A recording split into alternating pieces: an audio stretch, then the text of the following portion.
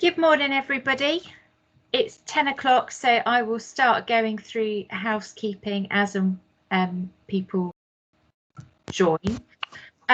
So welcome everybody to our monthly webinar on new ways of working and virtual working, looking after ourselves in these COVID times. I'll just run through general housekeeping as always. Please keep your lines on mute and turn your videos off until you're asking questions or until the discussion. If you want to ask a question, please raise your hand if you have that function. If not, please also feel free to put your questions and any feedback in the chat function. And then obviously we are recording the webinar today, so we hope that you all are in agreement with that, and if you don't want to be recorded, then please just remember not to switch your videos on, but hopefully you will interact with us. So next slide please, Sean. So welcome, I'm Liz Cullen, Head of Clinical Programme for Maternity and Perinatal Mental Health for Hampshire, Thames Valley, and working across the South East at the moment. We have another packed agenda. We've got some fantastic speakers today. So I'm going to kick off with a bit of a national update, and Jenny Walsh, our clinical lead, will also be talking through some of our latest resources. We're then lucky enough to have Alan Gregoire, who's going to be talking about virtual clinical contacts in perinatal mental health. He's going to be followed by Camilla Rosen, another fantastic speaker on delivering perinatal psychological interventions digitally. And then last but not least, we've got another great speaker, Barbara, from our regional team, who will be talking about staff health and wellbeing. So a packed agenda, but really looking forward to hearing everybody this morning. Okay. Whilst people are joining, can I ask people to just put in the chat box, please sign in with your name and title. And also today we'd like people to give just one example of something that's kept you resilient during COVID. And that can be something really simple. So something like managing to go out for a walk, managing to, take your breaks at the right times during the day. But any tips in terms of staying resilient during COVID times, that'd be great if you could put them in the chat function. Okay, next slide, please. So just a quick couple of slides in terms of national update today. Next slide, please. So first of all, I just wanted to clarify in terms of the maternal mental health services embargo, because we've had a couple of queries about that. So there is still due to be a national announcement on this. However, we don't yet have clarity on the timing of this. So we were expecting there to be that announcement probably this week originally, but obviously that is currently being delayed. So in terms of the details of the successful sites remain formally embargoed until that national announcement. So that remains. However, sites should proceed in terms of anything they need to do that is necessary to mobilise operationally. So you can continue with recruitment, engaging stakeholders, etc. The money will still flow. That won't wait until the embargo is lifted. So what is embargoed is any proactive media work and public facing comms. So that does need to remain on hold until the national announcement. But anybody who is directly involved in your bid in order to make it operational, obviously they can be informed. And obviously we've had discussions with each of the successful areas that have bid in the southeast.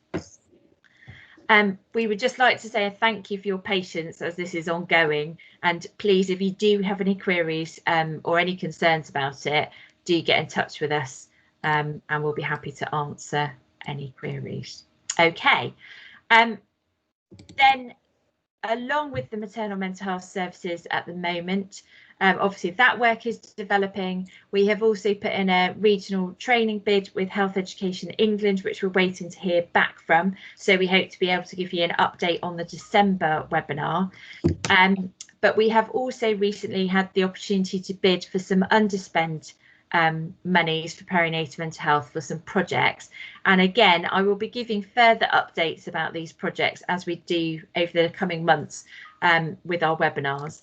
But really, these are the high level areas that we are focusing on in the South East over the coming months. So in line with the work we've already been doing with the webinars, we will be developing a South East wide health inequality strategy for perinatal mental health, and also feeding that into work in maternity and other areas, neonates as well. We really want to boost our work around co-production and lived experience participation for the perinatal mental health agenda. So we will be doing some focus bits of work on that. We also will be taking forward the perinatal mental health pathways digital development, and that's a piece of work that started some time ago in Wessex, but is being piloted with various services at the moment, and will be updated with maternal mental health services as well. So that work will continue. We also have a whole host of resources on the Healthier Together website, which was initially, again, developed in the Wessex area, but has information for pregnancy, perinatal mental health, children's services as well. And we want to continue to update that with information around perinatal mental health and make that available Southeast wide as well, and some other digital enablers as well. So some exciting bits of work going on, and we will keep you updated at the various webinars and workshops. Thank you. Next slide, please. So in terms of training opportunities, we have our training for maternity support workers, the I'm Fine training, next Tuesday, which is the 24th of November. And due to the current COVID situation, we actually now still have 5 places still available. So I just really wanted to do a plug. Obviously, the training is taking place virtually, but there are 5 places still available. So if anybody knows of anybody who would like to attend, obviously it's focused at maternity support workers, then please could they email Sarah Fishburn on that email address there, sarah.fishburn1@nhs.net, and we will allocate those places on a first served basis. So I appreciate it's a late notice, but if anybody would like to attend and can attend, please do share it with your services, let them know, and hopefully we can fill those last few spaces. Okay. Thank you very much. I think I'm now going to hand over to, no, I'm going to ask one more thing, which I was on my list to ask and I'd forgotten to do. Currently, as many of you will have seen, both within the media, and there is generally high profile in terms of visiting onto maternity units, and a focus on that at the moment, and how we can enable birthing partners and dads, etc., to attend appointments, etc. So my ask was, I know in wave 1 that we did have some issues with visiting onto the mother and baby units, which we seemed to resolve, and so there was visiting was permitted. But I just wanted to check, now we're going into, or we're in wave 2, what is happening with visiting for the mother and baby units? Are people still allowing visitors? Has anybody had to stop visiting? And what I was just going to ask is if you could put that in the chat function to let us know your rate of play specifically for the mother and baby units. If you could let us know if there are any issues where you've had to restrict visiting for the moment, that would be fantastic. Thank you very much. So at that point, I have done my list and I'm going to hand over to Jenny. Hi, good morning, everybody. There's been some great stuff in the chat box around things that are helping us to stay resilient. We will get a list together and share that at the next webinar, but lots about physical exercise and fresh air, not surprisingly, but also some other things, a gratitude list. And Marion, I don't know if you can tell us a bit more about that. That sounds intriguing. So thank you for your contributions there, and we will, as I say, pull a list from that and share it next time.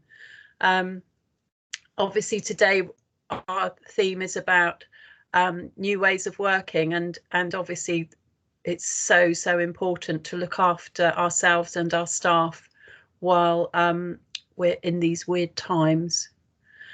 So my first slide, I wanted to talk a little bit about the resources that we've been pulling together since the first lockdown. Just to make it a bit easier to navigate, we have now grouped them under some new headings. So we have, as on the slide, one's around the perinatal mental health ask of the long-term plan, and then 2 on new ways of working, 1 for staff, 1 for service users, and then another section for marginalised groups. And what I think my big message for today is that this is an ongoing piece of work. So if any of you have resources that we haven't picked up on that you think should be on there, then please do share. And as we get further along the journey of the maternal mental health services, we will be looking to share things like job descriptions and protocols and processes, just because it's so much easier if you can share that stuff rather than everybody having to start from scratch. Okay, next slide, please. As we are talking about new ways of working today, I just wanted to highlight the slides that we've collated to support this. So some of these you'll be familiar with. There's some really good stuff in here from some extra questions that are helpful around COVID if you're doing telephone assessment. That was from the Dorset team. There's also some 2 really good things in there around wearing masks. One's around masks and mask anxiety, both for our staff and for our service users, from Mind. And then there's another really good one about communicating while wearing a mask from speech and language therapists. So some really good stuff in there. Next slide, please. And then also we've got the paper that Camilla is very kindly going to be talking to us about later from the British Psychological Society. And there are some great resources for service users, all COVID relevant, including some great stuff from Maternal Mental Health Service, Maternal Mental Health Alliance, not service, and Best Beginnings, and some for dads as well. Okay, next slide, please. We'll send the full newly collated list of resources. We'll send it out with the webinar slides, and it will also go on the future collaboration platform, and that's just a reminder of how to use that. So because I know that some of you are using it and maybe some others of you have yet to join that. Okay, next slide, please. So now it gives me absolute great pleasure to introduce my old colleague and friend, Dr. Alan Gregoire, who's really kindly agreed to talk to us again on one of our webinars, talking about virtual clinical contacts in perinatal mental health. And I think that there will be lessons for all of us on the call about how we can do this. We've all moved to working virtually really quickly. Now it's about really honing that down and getting the best out of it. So I'm, with delight, I'm handing over to Alan.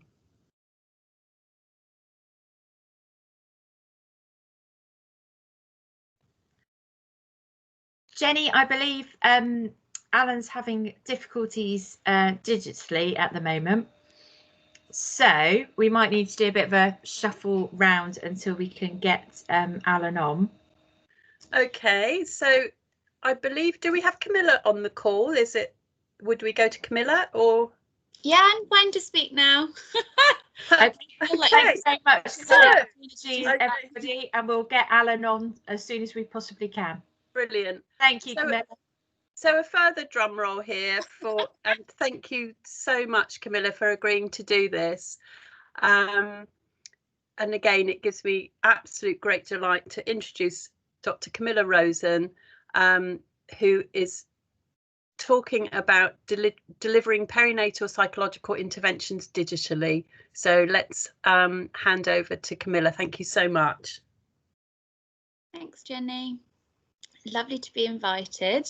I'm quite pleased to sneak in front of Alan so I say some of the things that he might have said first, because there's a little bit of risk of overlap, but I've tried to adapt things so that we can complement each other.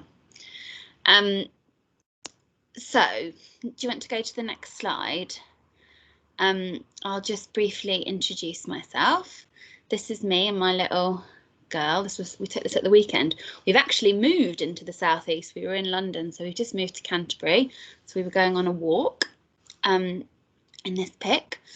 So I'm a psychologist. I am on the executive committee at the British Psychological Society for Perinatal Psychology, and it was kind of in that role that I contributed to the guidance that I'm going to talk about today. But I also work at a mental health charity called the Anna Freud Centre, where I lead the kind of national clinical service and training programme for families with children under 5. And we do lots of work at the moment with perinatal services, doing their kind of parent-infant stuff. And I do also pull on lots of the work that we've been doing at the Anna Freud Centre in adapting parent-infant work online. Yeah, you can see some of the things that I'm interested in here. Do you want to go on to the next slide? So this is the document and the link to it. So hopefully people who haven't seen it can access it, and lots of other committee members were involved in it, so I've just named them here. And I do think, obviously our target audience for this are psychologists, but in perinatal teams, so many other clinicians are involved in delivering kind of psychological interventions. Nurses, OTs, nursery nurses, social workers, lots of different practitioners. So hopefully it's useful beyond psychologists. I'll do the next slide. So you just have to kind of click as things become available. So I also just wanted to keep clicking until the kind of URL comes up. So I just wanted to do a quick plug for some of our Anna Freud resources that hugely informed the BPS guidance, which we have hosted on our Early Years in Mind network, which we launched last year in Infant Mental Health Awareness Week. So we also host a kind of wiki manuals page, so we have lots of manuals that people can access for free on things like doing parent-infant psychotherapy online, or VIP, video feedback online, various evidence-based therapies. We've got freely available protocols on our website that people can have a look at, as well as just some general kind of top tips. Next slide. So I'm going to try and briefly, in the time that I've got, talk through some of the kind of setup and assessment issues that people might want to consider, and then try and sort of zoom in a little bit on trauma therapy online, parent-infant therapy, couples therapy, and group therapy. Next slide. So I wanted to start a little bit with some of the worries I had when we started this. The work that we do is so, can be so complex, and the people we see can be. And it just was initially the thought that this isn't going to be possible to do things in the same way and have the same impact was, you know, huge. And I'm sure you've seen these kind of graphs that plot our relationship to lockdown, where we're like, you know, at the first lockdown, you know, completely like, this is horrendous, how are we ever going to do any of our work? And then, you know, a few months later, we're like, this is amazing, we could always work remotely forever. And then everyone's, you know, burnt out again and feeling exhausted. And, you know, I think we're kind of coming up again at the moment. But it is a little bit of an oscillation of the pros and cons. I have to say that on balance, lots of my worries have been fairly challenged. And I think particularly around what's possible and how creative we're able to be online, and how much we're able to kind of still contain some of the emotionality, still include multiple people and families in sessions, including little babies. So I feel like that really, you know, has been challenged. I also think that, you know, a bit like good CBT, some of the worst case scenarios do happen, but actually they're manageable and they're okay. So when your internet drops or you can't get into a training like Alan had today, definitely been there myself. When you have, you know, somebody decides that outside your window they want to start looking at the waterways and it's hugely noisy, we can't stop them. They perhaps happen less than you might predict, but when they do happen, people understand and they can be managed. Do you want to go on to the next slide? So I guess when setting things up, Alan's going to talk about that a little bit more. So I just wanted to touch on a couple of things. So transitioning families, I guess that's when you're transitioning from when you might have seen them face to face to online. And that was definitely true at the beginning of lockdown and may also be true again now if you were seeing them kind of when lockdown lifted and now you're having to go back to remote working, or the family are. So I think that it's particularly to try and, when you're doing that transition work, sometimes transitioning, you know, is helpful because you've managed to, you know, really well engage someone in a face-to-face piece of work. I just think it's really important to review the goals, particularly for therapy, what you might have been able to achieve or what you might have wanted to achieve as a therapeutic goal. Face-to-face might be different to online, and that's important to think about. And I guess name with the family so they understand the kind of adaptations that you might need to make. I find when setting up therapy sessions that it's helpful to do a telephone call first. Again, for some groups of families, now that we're this far in, people, you know, feel a lot more confident at how to get on a video platform. But initially, you know, that was quite stressful. But there's still lots of groups of families. There is huge inequalities of access to, you know, digital resources. That's a reality. So having a telephone call first, just to, you know, we're already quite anxious when we're having a first meeting with somebody new, particularly in a mental health context. And so adding a whole other layer of, you know, Hadrian's Wall to climb over to actually get to the meeting is tricky. So just doing a quick telephone call to talk that through. We also have in our team, assistants and also our kind of admin team will really help parents and talk them through exactly what they might want to do. I think there's something that, you know, we have a little bit more flexibility over in the third sector in terms of what kinds of platforms you use, that I won't go into lots today because I'm sure all of the individual trusts of the people that are here may have their own policies. But there's definitely some platforms that are easier to access for families than others. And our experience is that you can, you know, if you work with your IG manager, you can really push some of those policies to ensure that they're as safe as they can possibly be, so that things like you know, FaceTime, which is likely to be one of the most accessible ways of accessing families, particularly kind of marginalised families, that you can do that safely. There's just, you know, some safeguards that you need to put in place. And, you know, some of the biggest safeguards are around data protection. And so working with your IG manager to overcome them is possible. And then I think just a big one for parent-child work is just thinking about the age of the child, particularly for group work, which I'll come back onto. But, you know, if you've got a big group of mobile children who are, you know, walking off all the time, you're going to have a parent walking off behind them, and it's definitely still possible, and we still do it, but there just needs to be some thinking about the age of the child and their engage in particular work. And I'll come on to some top tips on that. So next slide. So this is kind of our paradigm for psychology assessments, which might seem like a lot, so don't be too scared. But so we tend to do an hour with parents alone. If it was 2 parents, we might do an hour and a half opposed to an hour each.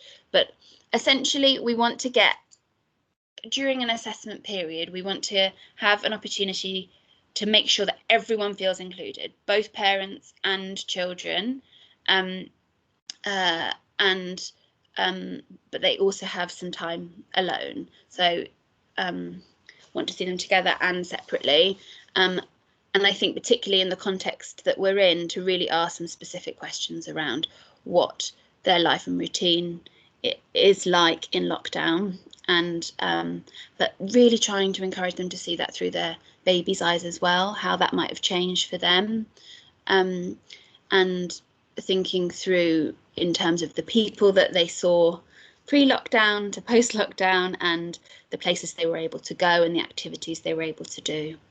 So often, and I've said this so many times in the last few months, people assume that little babies have no idea what's going on. But you know, that isn't my experience or the experience of many of the babies that I've been working with. Obviously, if you're a newborn baby and you've come into lockdown and that's all you've known, there are lots of other challenges that you might experience, like a very stressed parent. But you know, you haven't had it before, but lots of babies before, you know, where mums and dads felt more able to take them out and about, etc., or they were able to see granny more, or they were able to go to play groups. I try and do, and I know that this is perhaps a big ask, but I try and observe some play and set that up online, and I'll come on to talk about how we do that. And then I'd have a kind of feedback session, and we've been doing all of those things in our full kind of assessment online, and doing that really successfully. Okay, next slide.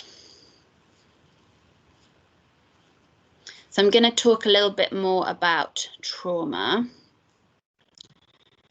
Next slide. So, you know, essentially what NICE recommends is trauma-focused interventions that have some kind of exposure component, so trauma-focused CBT EMDR.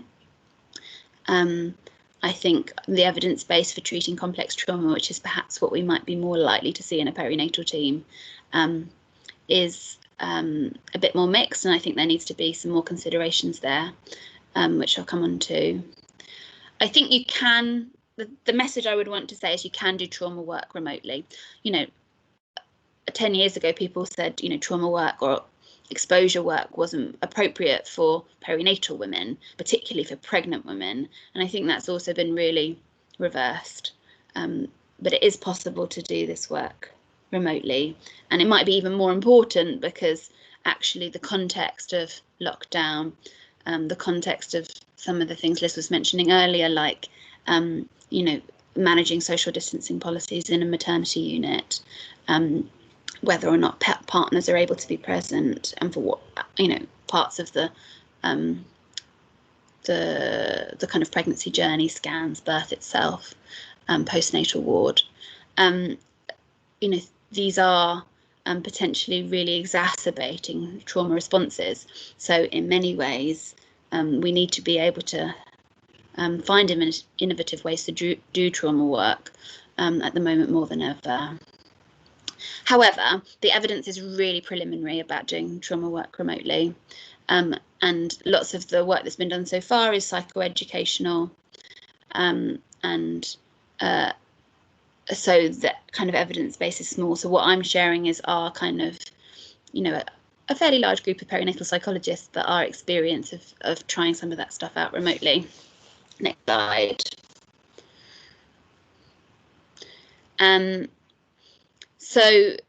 Just wanted to flag this guidance from Oxford at the OxCADAT unit. So they've got a really kind of clear protocol for doing trauma-focused CBT remotely that I'd recommend to anyone that hasn't seen it. I think, like with, you know, any time that if someone's pregnant when you're doing this work, it's really helpful to aim to complete it before the birth. So making sure that you have enough time, and weighing up the impact on mum and baby of not doing it versus doing it. Next slide. So to help with this decision making of weighing up whether to do it or not, as part of this guide, we developed this acronym. That's a very random. We went through a few options. This was the best we came up with. So it's NESCR. So thinking through the number of previous traumas. So that is whether somebody has complex trauma or not, and whether the traumas they have experienced are kind of single events. And this is because of the likelihood of dissociation. The risk of dissociation is higher with complex trauma, and so therefore your ability to contain it online are slightly more impaired. So that might be a reason to reconsider. Level of emotion dysregulation in the parent, their level of social support around them. Obviously, you're leaving somebody in their home environment. What's their kind of boundary between therapy and family? And then the stability of the living situation, having a kind of safe base in between therapy sessions. Involvement of social services, I guess, you know, if there's an active issue going on with social services, then it's likely that, you know, stress levels are going to be very high and re-triggering traumas. The potential for that is kind of fairly regular, and so it's quite an unsettling, uncertain time where perhaps it wouldn't be the best idea to start some trauma-focused therapy. And the general level of risk to self and others, and of course, as I said, risk of dissociation. So if you go to the next slide, if multiple, you know, factors here are involved, then you might want a prolonged period of stabilization and kind of regulation. So, you know, helping people learn to regulate their emotions more, teaching them grounding techniques to help with dissociation. I think that period of the therapy needs to be extended and thought through in relation to all of the factors I've just said.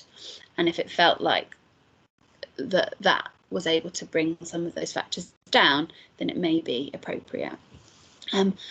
But alternatively, it may be something more psychoeducational, but it also may be a kind of narrative approach. So narrative exposure therapy opposed to kind of CBT or EMDR. Okay, next slide. So that's obviously there's a whole chapter on this in our guidance, but those were the sort of headlines I wanted to share. So in terms of parent-infant, next slide.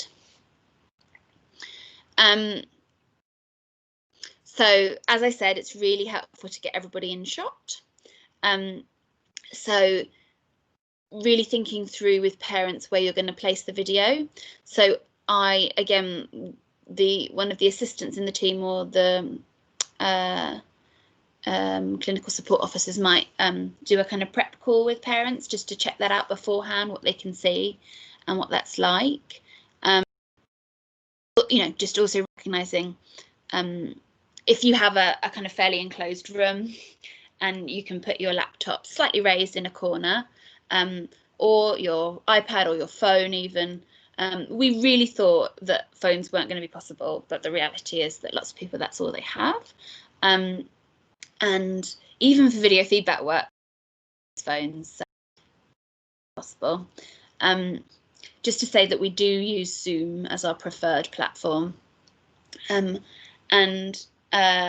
making sure that you've practiced that, and that, you know, if things change, that you can just ask whether things, you kind of adapt to that when you say, can you tilt your screen a bit? Can you move a little bit to the left? Can you move a bit to the right? That's fine. I try and replicate the environment of parent-infant therapy as much as possible. Like if you're suddenly sitting at a desk to do a therapy with baby, then they're going to think you're really weird. So I would want to sit on the floor. Obviously in perinatal services at the Freud, I work with children up to sort of 3, sometimes 5. In perinatal services, you might be seeing littler babies. So it might be easier to set this up by putting baby in a car seat or in a high chair, and setting it up so that you can see, you know, both mum and baby's face. But they also might want to be on a playmat on the floor, and mum sitting next to them. So, you know, if that's the case, I'm also sitting on the floor. I'm clearly have like rugs or mats out. I have toys all around me. I think the key thing to engage babies, people ask me that a lot, in video work, to stop them, you know, asking for Peppa Pig or looking behind the screen or just turning it off, is to have a mix of something that is they're able to connect with and is novel. So I would always ask mum, like, are there any particular toys that are their favourites right now? And try and have them with me, so that if they've got a maraca, I can have a maraca, and then we can have a bit of a conversation with our maracas together. But similarly, also have something that does feel quite novel. So, you know, have like an animal puppet that I can bring in and surprise them with, can make animal noises. And so having that mix of something that's familiar and novel, I think, really helps. And you need to plan that. So that's why the telephone call ahead of time, to think with mum or dad about what they like doing with them and what their baby likes playing with, and how they typically might play with baby. I think that can help you feel involved. And I think if you're not able to play, then there are some other things that you can do. You can feel connected via, you know, singing a song all together, and setting play interactions. Often do that in group work, that lots of people can do, and then you can kind of feed back on, or you can even discuss at your next session. I often ask parents, and I've done this more, but I think I would do it anyway now, to send me like a really little video or a really little photo of them playing with their baby, or even just of their baby, and then I ask them to say, you know, ideally in baby's voice, but tell me how baby's feeling, like what's going on in this photo. You know, I'm really excited about this bell up here that I'm trying to reach, or, you know, I really love when my mummy puts me up and above my head, and that's what this photo is about. So that's just really encouraging parents to mentalise, and if I'm not able to do video work, can help me connect with them via little photos and videos on your phone, that is, you know, helping you get to know baby, but also mum and dad to be holding baby in mind. Of course, with little kids, that you may need to just have more frequent sessions, and shorter ones, or just shorter ones and maybe not frequent, is feasible. And you know, little babies can be asleep through a whole session, or crying through a whole session, or feeding through a whole session.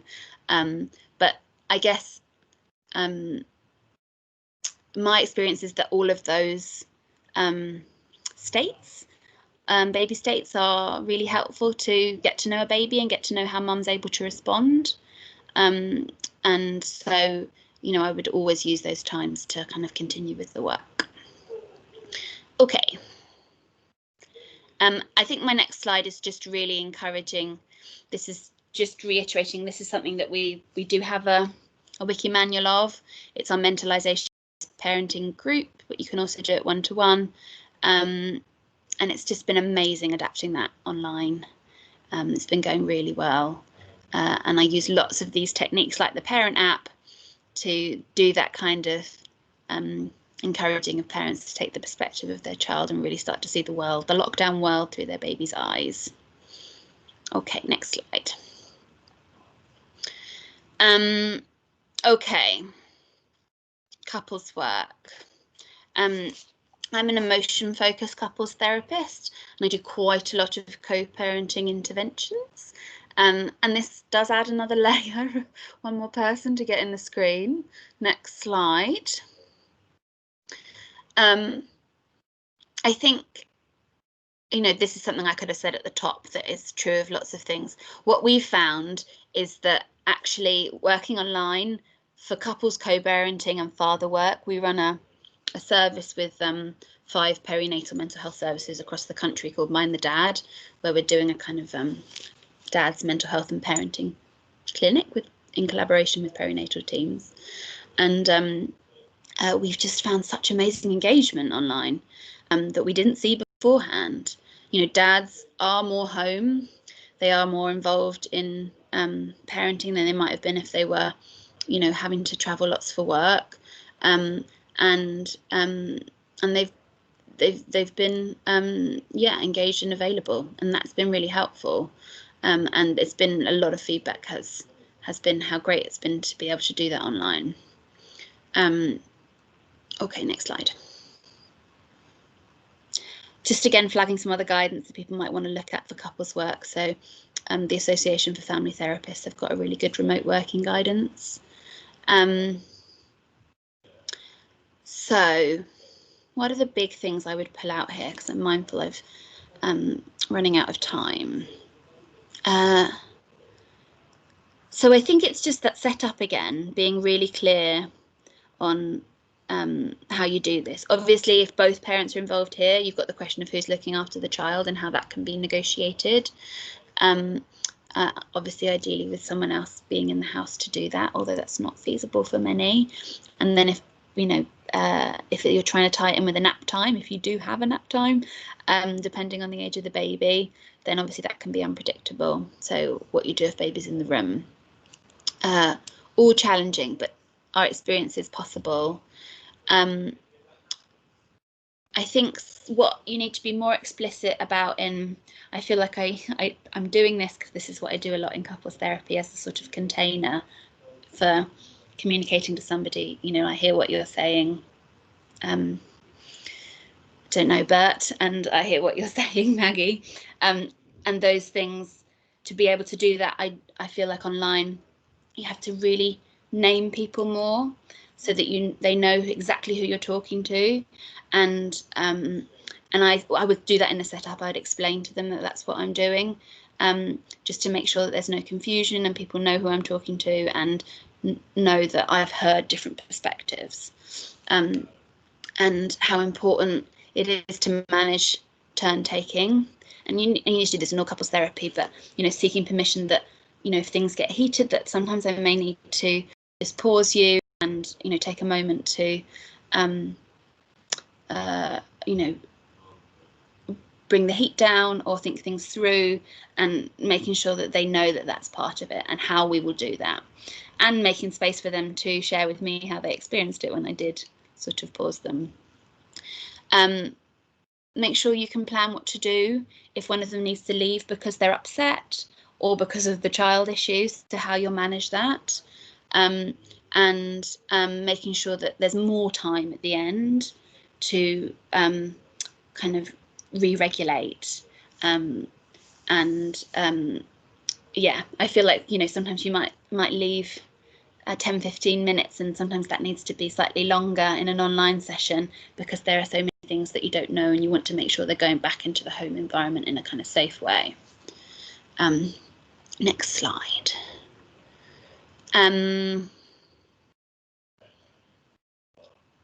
a bit like the, lots of the work, you're starting a lot with psychoeducation, naming and setting up takes a bit longer, resilience building, resourcing, making sure that, people are in as a stable place as possible to start the kind of more emotion focused work. And obviously risk needs to be considered through, one of the biggest things people have spoken about in lockdown is their ability to assess and manage risk as effectively, if at all, when they're seeing families. But obviously within couples, there's interparental violence and abuse, but also the kind of child safeguarding issues. And so how you manage that and how you do that in a way that is clear and transparent and your engagement is all really important. I just think needs to be named a little bit more and revisited a little bit more in couples work, particularly confidentiality. Okay, next slide. So I'm probably not going to say too much about groups because I know that Alan was going to say something about that, and I've slightly run out of time anyway. So maybe just go to the next slide. So you can read the guidance. I mean, I'd love it if people did. And obviously you can get these slides and read them through. What do I want to say here? I think most of these things are self-explanatory. Having 2 facilitators, I think, is really important. Making sure that everyone's familiar with the technology. Both group facilitators have admin support, administration rights, that awful thing where you're like, I can't bring up my slides or I can't do breakout rooms. And breakout rooms are, especially important with group work, and making sure that that can be as slick as possible. And so you're practiced in it, does become more important. Yeah, I think because that individual time where you're able to see someone in the break and hold them in mind individually, and they kind of have communicated, is harder when you're doing online work, obviously. So then being able to do follow-up messages with, I noticed you're a bit quieter in group today, would you like a telephone call, over text, that kind of thing, I think is really helpful so that people can feel held. And if you do those kind of group alliance measures, which I think are so helpful, that gives you a really quick feedback on how people were feeling in terms of how you were able to hold them and whether the content of the group met their needs. And so you can use that to follow up. Next slide. Contracting, so important in groups for lots of additional reasons, because you can't necessarily control if somebody decides to film it on their phone, or if they decide to bring in a friend who's just kind of walking across the background, and then everyone else in the group's confidentiality is impaired theoretically. So if people are kind of coming in and out late, that's really disruptive. So having that contracting set out before the group starts, and then I actually copy and paste the rules into the chat at the beginning of each session just to remind everyone, so it's kind of reinforced. And if everyone's bought into it, then hopefully it's not you that's then coming down and saying this is what's happened. They can then tell each other, like just to remind people to shut their doors, or tell people in the house not to come in, or turn their phones off, and it's kind of co-created. Next slide. Okay, I think that I've said most of this stuff. 2 things I'll just quickly pull out is it can be helpful to do some pre-recorded sessions. Record yourself doing something like a mindfulness exercise. Just helps that exhaustion you can feel about working online, but it also can help you stand back and being able to watch people's responses and engagement in the group. So I think that's a really nice idea. And I think to help create the group cohesion, really encourage kind of online peer-led connection, either in between groups or following groups, and that can just be on a WhatsApp.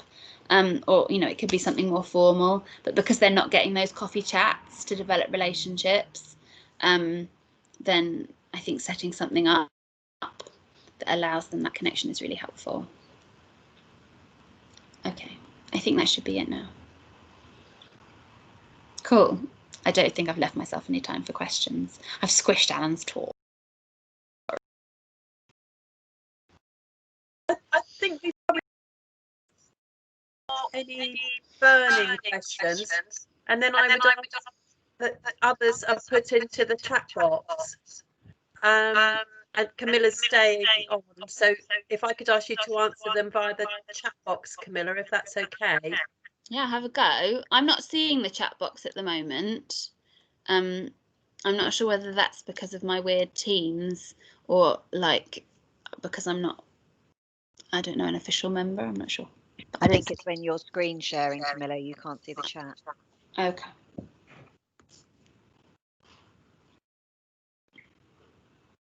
Okay. Sorry, I think I've got an echo on mine and I'm not sure why. I'll try and put these headphones on. I did put my email at the beginning of the slide, so if people have any questions or they want to get in contact with me about anything, then I would be delighted to have a chat with them. I just don't have the chat, so I can't answer the questions over the chat right now. But thank you so much for inviting me. Thank you so much for coming and doing that. It's so impressive how quickly organisations like the BPS have managed to get this sort of guidance out for us. Has echo using headphones? Can somebody just pop in the chat for me if that's yes, better? it has. Brilliant. Hi, Alan. Hello. So Groundhog Day, I've already introduced you once. And then you weren't there at all. The joys of virtual working. My slides have been turned into Southeast slides. Can I? No, it's just your landing slide. Oh, there yes. you go. Can I share my own? Because I've just added a couple while Camilla was talking. Ooh. Now you're asking something. Well, I feel like I need to do a song and dance routine or something while we try to facilitate that. So well, don't worry if you can't. It's not the end of it. It's just quite nice to be able to move your own slides as well. That's okay. I think we can. So, Sian, if you want to stop sharing, and if Alan, well, it's like Alan, you have taken control. Oh, have I? Whoa! Ta-da! Taking over. What can you see? So all I can see is the two of you. So can you see my slides? I could, but now I can't. So if you go to your toolbar and you have a little box with an arrow, there we go. And if you go to slideshow, oh yes, we will leave you in your capable hands. Marvelous. You can see and hear. So I will just do a very brief introduction then to say thank you so much for agreeing to do this for us again. And yes, so over to you, Alan, my colleague and friend. Thank you so much for agreeing, and okay. I'll leave it to you.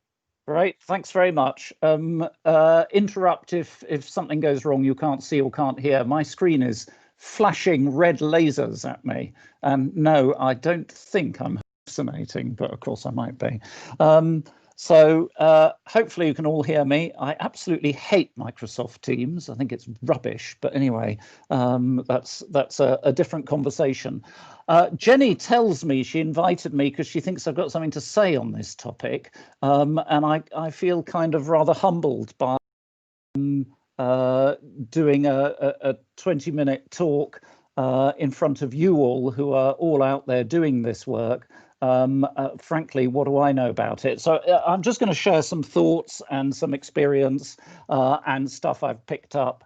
And I will do it relatively quickly because I'd very much like to hear your thoughts or see your thoughts. Now, there may be a problem in that if I'm screen sharing, I can't see the chat, but we'll see when we come to it nearer the end of the talk, see how we can work it. Yeah, I wasn't really sure what I was going to talk about, so let's just set the scene first, and let's just have a thought from a rather strong source, really. Coming together is a beginning, so getting it organised is just the start, really. Staying together is impressive progress, frankly.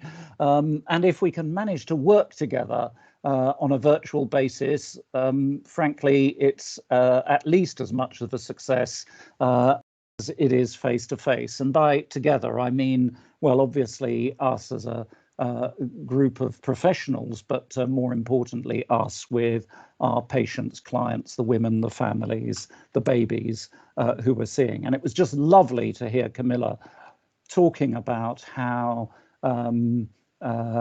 their institutions managed to, and their clinicians and she have managed to progress the amazing work they do.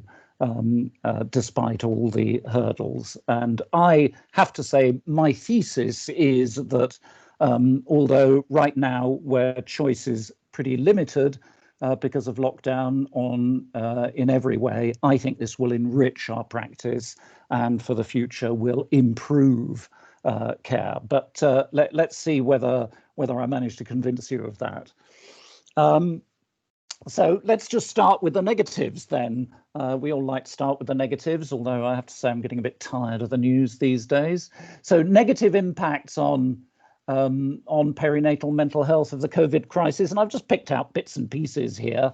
A survey done by Best Beginnings, you know, the baby buddy people, of their users found that reports of stress had increased dramatically, with anxiety being significant anxiety being the norm amongst mums in pregnancy and postnatally during the first lockdown. And there are all sorts of reasons that are perfectly obvious. And in a way, that's part of the enriching population, that people are suddenly much more aware of both their mental well-being, but also of the factors that influence our mental well-being. And I think that increased awareness is a good thing, even though it comes at the price of actually everybody suffering a bit more and needing to think about not only their mental well-being, but be worried and concerned about the mental well-being of people around them. But actually, that, you know, that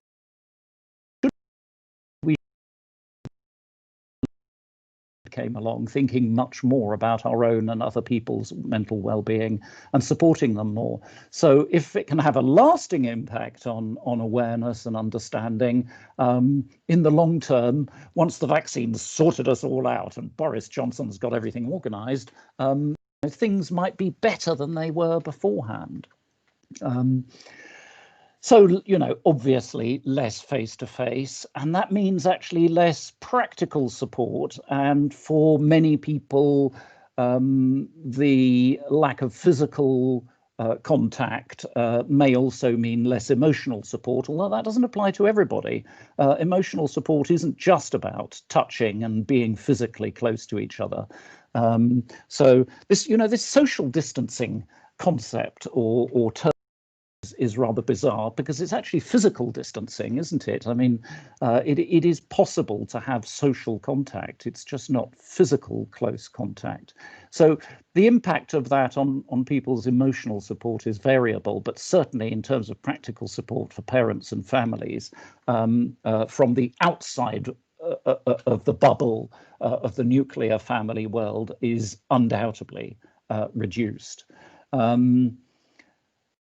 Mental illness, well, data is variable there. I mean, obviously the first bullet suggests that kind of the non-mental illness side of stress and depression is increased, but the evidence that severe mental illness is increased is a bit limited. And actually there was a drop in demand for the kind of severe mental illness services, which I initially interpreted as reduced presentation or delayed presentation, and there's certainly evidence for that. But it may well be that staying clear of psychiatrists is actually very good for you. We don't know. So I think there's going to be a lot of data to look at. And, you know, everybody anticipated that the suicide rate in the population would be increased. Well, the confidential inquiry into suicides has just revealed that it absolutely hasn't increased during COVID and during the first lockdown.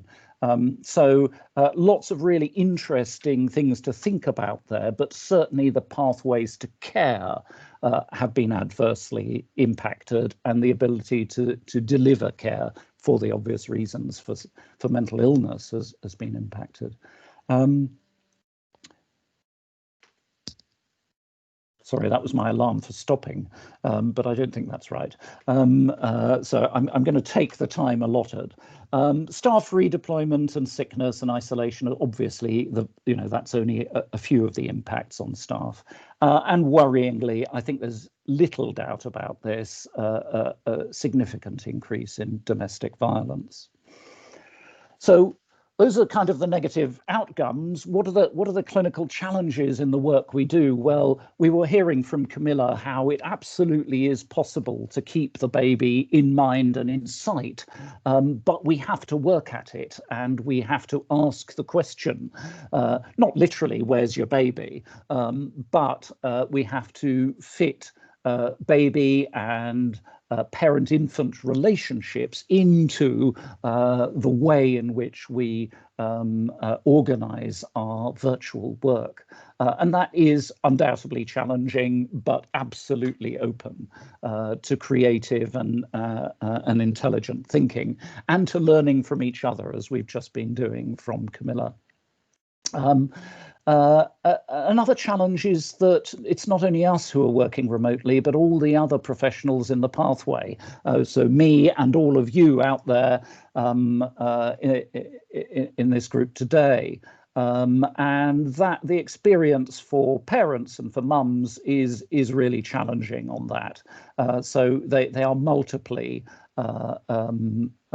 isolated in terms of physical contact with professionals.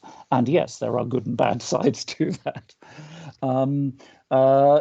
Not only where's the baby, but where are the invisible things? I think we can get overworked up about the challenges in perceiving, understanding, in being able to pick up domestic abuse and coercion that might be going on behind the screen, behind the telephone. I think we just need to remind ourselves that we weren't that blooming good at it, even when we were doing face-to-face. The reality was that most cases were not being picked up until a lot of damage was done. And so, let's not rest on our face-to-face laurels and use that as an excuse for avoiding constantly questioning and thinking about how we go about dealing with this profoundly important issue. And let's do that in the virtual contact world as we were constantly trying to do in the face-to-face world. Not assume that things were perfect in the face-to-face world either. And the same, in my view, applies to safeguarding. Yes, much more challenging. We don't know, but possibly more risky in terms of individual cases, at least. I question that. I think we need to wait and see in relation to populations, whether that's true, but definitely a challenge clinically. And asking all of those difficult questions, having difficult conversations, but again, not impossible and not something we should just duck away from. And, there is no doubt that we have always had virtual contacts with people in the days before video contacts, by telephone and still by telephone. And that has always included people in risk situations. So if this forces us to refine skills, I think this is a challenge that is good to take up, and a challenge that is inevitable, even without lockdown, without COVID, and in the post-COVID world. Confidentiality, again, something that we must always have dealt with, at least on a telephone level, long before COVID, but that this is forcing us to think about a bit more carefully, and of course with various other platforms for communicating, slight adaptations to those challenges and to the solutions. And of course, you know, our ways of communicating are different. And, you know, I was always reminded when I was working by telephone of what people who are blind say about the honing of their senses, their social sensitivities, their ability to pick up without visual cues, all sorts of messages that are not contained in the words and the sentences spoken in conversations, but that come from the silences, the pauses, the little sounds, and the intonations. So what about positive impacts? Well, Camilla said something about partners engaging probably better, and certainly I've seen this myself, and of course mums and dads reporting partners being at home more in many cases, probably I would venture to say most cases, this being a good thing. Fewer demands from extended family is an interesting one. You know, the newborn baby arrives home and mum wants a bit of quiet time and the whole family descends. Well, both there and on the maternity wards, we're hearing reports of that being a better thing. And very interestingly, more breastfeeding on postnatal wards, because there just aren't those strangers wandering around all the time. So maybe we should learn something about the environment in which very new mums and very new babies should be able to be together. So maybe a good thing long term will come out of that, that we give them the space and the time and the peace to achieve that. And maybe this is teaching us that we've really, you know, a lot of our face-to-face pre-COVID world wasn't that good. And we were paying lip service to some of these concepts. And I've said before, I think it applies to actually all staff, but I've just heard reports from maternity staff saying this has really made me think about support and about stress in a way that I was too busy to stop and think about before. I think that applies to all of us, and I think that's a good thing long term. And then I've said it, new ways of working, individual ways of working, group ways of working. And in terms of, so those are the impacts. What about the clinical opportunities? Well, look, I think there are lots of them, and I think we're embracing them. And I think we should acknowledge that, and we should pat ourselves on the back.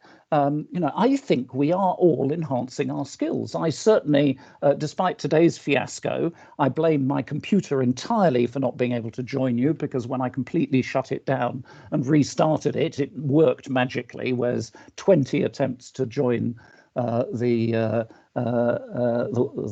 call failed up until that. But I kind of knew how to do it, and I'm pretty adept now at these various platforms, but I think I'm also getting better at communicating with people on platforms like this. I mean, I can't see any of you, but I really am imagining you all out there.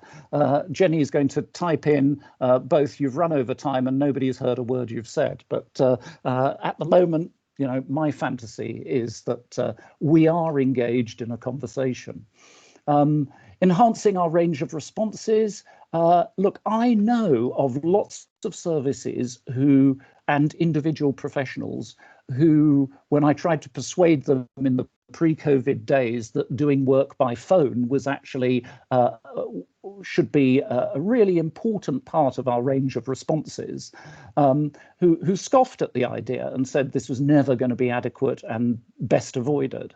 And I think as we learn better skills, as we become more sensitive to what works better in different situations, we will be left with a legacy of greater flexibility and greater choice and greater options.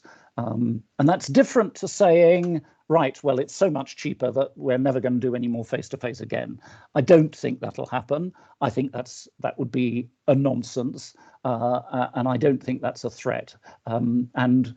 We might get the balance wrong in one direction or another, but in my view, we've always had the balance wrong, at least in one direction, which is there's not been enough flexibility, and we've expected women with young children to make their way to institutions, to centres, to clinics, or we've invaded their personal home space. And I think there are other options for now and will be in the long term that will improve those choices. I think it's certainly improved our ability to care for each other. You're going to tell me to shut up. I've just seen your face. I'm going to tell you 5 minutes if you can, okay, possibly. Yep. Okay. Yep. Thanks. While you're there, is there going to be a way for me to see chat? Have you worked out? Because I'd really like to have a little interactive bit, but maybe I think you have to unshare to see it. Okay. Yep. I'll just finish off the couple of slides. Yes, it has definitely made it easier for systems and agencies and professionals to work closer together and to communicate better. To improve information provision between each other, but also with our clients and patients and women and families. And I think in a way we are able to hand over more control, both through better choice, but also by not invading people's space and by them being able to choose platforms and ways of communicating, possibly in a more flexible way, more at their convenience. And there's no doubt that this is greener care. I mean, I don't know why I've got a car anymore, and I live in the countryside because the cars have been sitting out there barely used, and that's a pretty good thing, really. Oh, I'm just getting a phone call from Jane Handley. Well, never mind. Right, okay, so what might face-to-face be better for? Well, here's a few thoughts. I won't spend a long time. These are, I think, pretty obvious. But I think, there clearly are situations and people for whom face-to-face is going to be better. But I think at the same time, we need to acknowledge that virtual contacts may be better for certain things, like a quick response, quick contacts answering particular individual questions rather than whole appointments just to answer one question. For frequent contacts, it should be far easier to have those, and for some people, frequent rather than long contacts with big gaps in between would work much better. Certainly for childcare, transport time, ease of access, there are huge advantages for mums and for families. People with anxieties, phobias, at least to start with. And I think we need to think about our populations as well as individuals. It may be that we reach more people, even if the individual contacts aren't necessarily as good for certain things. And overall for the population, we may achieve far, far more, particularly if there's choice and flexibility. And service delivery, no doubt at all that both individual, couple, family and group work. And I just mentioned, 20 years ago, we were doing extremely successful telephone groups for postnatal depression that were effective both in helping mums with the depression, but also in putting mums in contact with each other. And after telephone groups, they continued with their own Facebook groups and so on. We've known for a long time that this can work really well, and we need to get on and do it far more. But I think fundamentally my thesis to you is that choice, in the long term, choice is going to be better for just about everybody, with a few exceptions. And I won't go into those, but I think they're pretty obvious when you're in the situation. Video tips. I'll leave you to look at this slide at a later date. I'm sure these slides can be circulated, but these are ones that I've learnt both from doing television video stuff and from teaching videos, but also through clinical video work, and they're pretty obvious, but I think they absolutely bear thinking about, and I find them very hard to follow. So, for example, looking at the lens rather than looking at your screen, either yourself on the screen or the person you're talking to on the screen, is really difficult to do, but it really helps. And smiling. There are lots of different ways of smiling, but smiling is really, really important. And even in very serious conversations, even about sad situations, there are ways of not looking desperate and gloomy and still having a smile that is a sympathetic smile, for example, and using humor. I think as professionals, we have a responsibility to achieve balance in perspectives. Right, okay, yeah. So this is what I wanted to ask you. Let's see if I can just exit my, I don't know, how do I exit my sharing? I haven't got a sharing exit. Oh yes, I have. There, is that it? Yes. So I just wanted to ask you all if you've got some tips for us. I've actually got a last slide, but I won't go back to it and show it. You can have a look at it at your own leisure. But I think it would be really nice to hear from all of you. How should we behave? What manner should we adopt? What are the little tips, just in a few words, that you can share with others about good ways to be at your best in either telephone or video consultations? So can we just spend a minute? Is that okay, Jenny?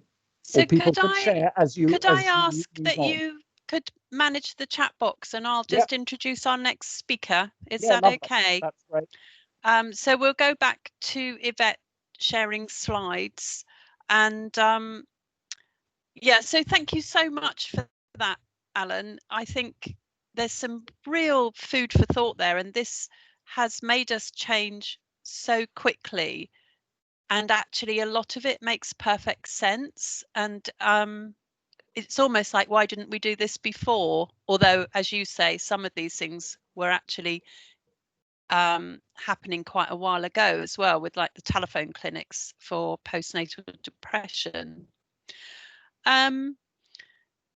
So ultimately, we can't do any of this if our staff aren't staying well, and we have to look at the extra strains of working remotely, and that lack of team and sense of community if we're not traveling into the office. And I think on the one hand, we get such good productivity, but on the other hand, I do remember Joe Black saying on the National Perinatal Mental Health course, are we working from home now, or are we sleeping in the office? And there's something about that. We're much more accessible, available now. We don't have commutes, so the meetings are becoming more 8 o'clock, 8:30, 5:30, 6. The day's spreading. So we thought it was really important that we looked at some of the things that are in place to help with staff health and wellbeing. So I'm really pleased to introduce Barbara Goss from Region, who is going to talk to us about this. So over to you, Barbara. Thank you. Oh, thanks, Jenny. I'm just conscious of time, so I can either start with the mental health resilience hubs, or I could just sort of quickly canter through all the slides. Do you have any preference, Jenny? No, I really don't. Whatever you think is best in the time. Sorry that you've been a bit squidged. No. Oh gosh, no, please don't. No. I think let me start with the mental health wellbeing hubs, because that's actually happening at the moment. So Sean, are you able just to start with slide 5 for me, please?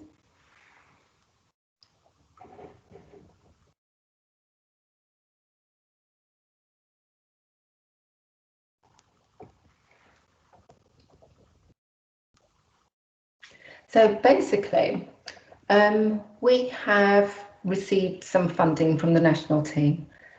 Part of their commitment to ensuring that we are supporting our staff on their psychological, mental health capabilities. We are seeing on a daily basis, even though the data is a bit scant, on staff reporting mental health stresses, which were actually there before the COVID. And we were looking at, if you looked at the NHS survey, we have about 40% of staff in 2019, 2 months prior to COVID hitting, were actually reporting stress, severe stress, and taking time off due to excessive workload and staffing issues. So one of the key things we are trying to implement in the South East are mental health and wellbeing hubs. So each ICS SDP have been awarded funds to implement a pilot designed to support staff with mental health issues by establishing what was originally called a resilience hub and now mental health and wellbeing hubs. And this is going to be an ICS-led intervention, but using guidance and a framework from Greater Manchester, following a serious incident there. So they will be working in partnership with occupational health programs to undertake a proactive outreach and assessment and coordinate referrals to appropriate treatments and support for a wide range of needs. And the service is available to all NHS staff and social care staff. And the plan is to have them up and running and mobilised by December this year, hopefully at the latest mid-January 2021. Sean, are you able to go to slide 6? I'll start talking about it anyway. So basically, the hub has sort of 4 key factors. The first one is sort of building capacity in local employee organisations and teams via training. So what we're trying to do is support employees, managers and teams to improve and normalise help-seeking behaviour for professional groups, and to also target culture and behaviours of the organisation, including line management capacity and supporting staff.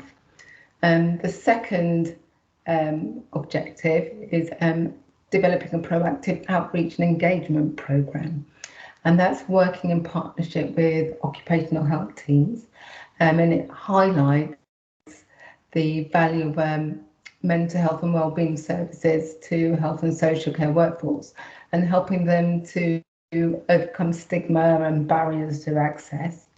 And also what they're trying to do is establish and promote referral pathways with local key stakeholders.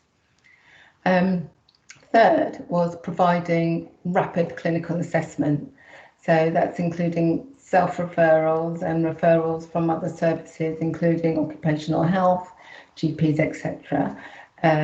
Identifying where further support is required, and also multidisciplinary assessments. And the fourth thing is trying to sort of provide onward referral care coordination to sort of deliver access to mental health services and support.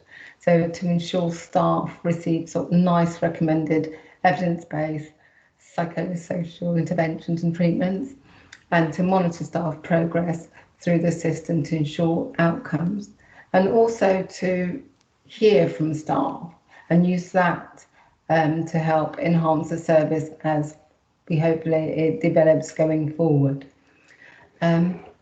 Next slide, please. So I work as part of the mental health cell, working with workforce, and what we're trying to do is to develop a number of tools to support systems in enhancing their approach to mental health and staff wellbeing. So there'll be a demand modelling toolkit to support identification of specific ICS and SDP needs, support and enhance the current health and wellbeing offer, to support and set up health and wellbeing networks and staff support groups led by psychology leads, and then also to expand and disseminate sort of wellbeing webinars on how to support psychologically staff, and also passing out and circulating new resources and identifying new interventions across the world. For example, we're looking at Nurses Together, which is connecting nurses through conversation, which seems to be getting really good feedback from the United States, and it sort of allows nurses to have a safe space to talk and share with each other, and feedback from the United States has been really good. So that's a very short whistle-stop tour of what we're doing. But if you have any questions, queries, please get in contact, especially with the Resilience Hubs, and I can provide a lot more information on that. Thank you all very much for listening.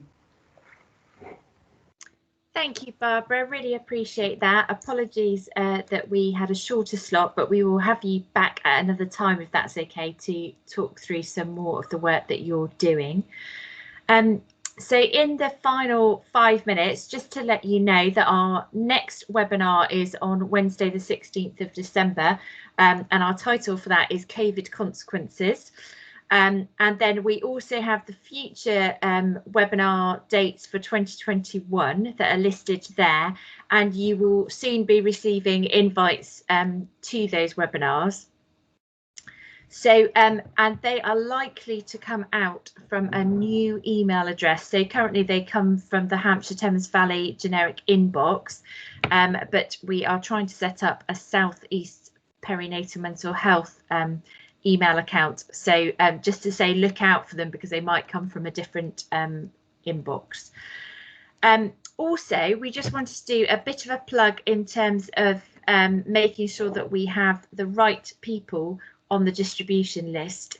So it's really important that we have your correct key contacts. So we're just asking you to check with your services and that people are registered on the distribution list, and if not, if you could ask them either to get in touch directly or for one person from the service to coordinate and send back to us, so that we can make sure that either we have people on the distribution list or you're forwarding on the invites to people. Okay, so feel free to get in touch if people are not on the distribution list. Thank you. And then final slide. So as usual, we'll be sharing the slides after the webinar. The previous webinars and this one will go up onto the website. The website address has changed. If you follow it, will still forward you onto it, but the website address has now changed to Southeast Clinical Networks. And again, the current email address is working if you want to let us know if you're not on the distribution list. And again, we'll arrange for that email to still forward to the new email when it's set up. So thank you all for joining us today. It's been a packed day.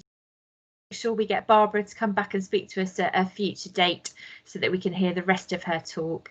And take care, everybody. Have a good rest of the day. See you on the 16th of December.